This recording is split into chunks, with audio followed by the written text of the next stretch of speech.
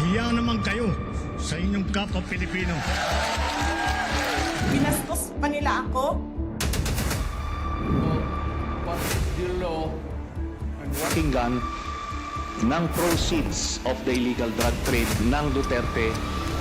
The law enforcement, the highest law enforcement official being head of PNP. Yeah. Really hiding this scoundrel, this fugitive.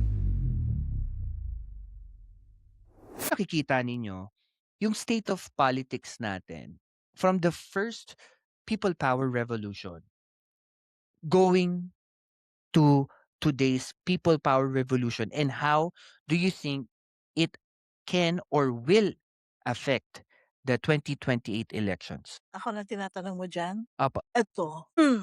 Okay. So, may pagkabias ako. Alam niyo naman yon. But the way I assess it, yung kind of politics that we have right now compared to from the previous years, it's getting down, down, down, down, down. You know why? Kasi mga previous administrations, pag may mga yung disagreement over the government, it's always issue.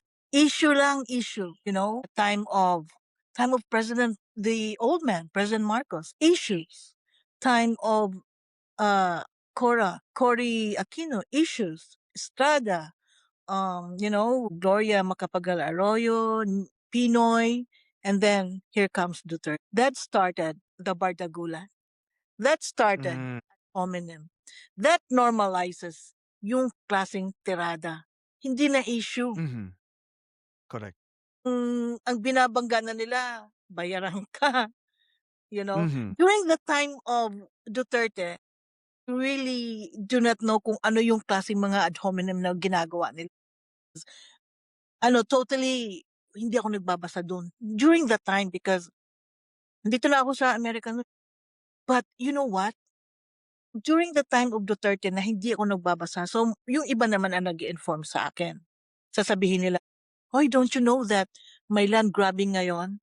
And I was like, and then yung ngayon na lang ninyo nalaman yung land grabbing ni Roque. Ako nalaman ko nung time pa ni Duterte. I think second year. Pero at that time po, naniwala na kayo or feeling nyo pa rin parang chismis lang siya?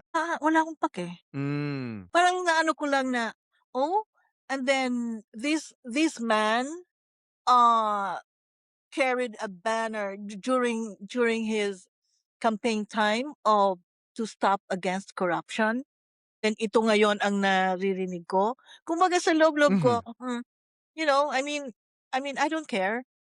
Kumbaga kasi that time, mula nung nawala kasi ang, you know, mga Marcos sa politics, parang wala akong gana.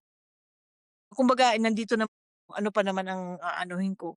Yung interest ko sa politics, yung interest ko, yung love of country ko nandun. Sige, kung ano yung politika ninyo ngayon, yun ang binoto nyo. Okay, so fine. So yun.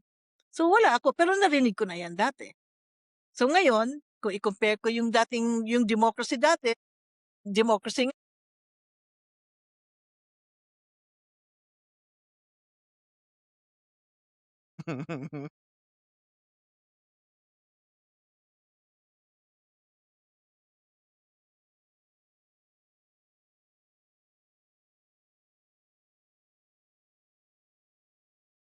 Parang hindi po nagkakaroon ng... Yes. Correct. And even Yun yung napapansin ko. ito ha,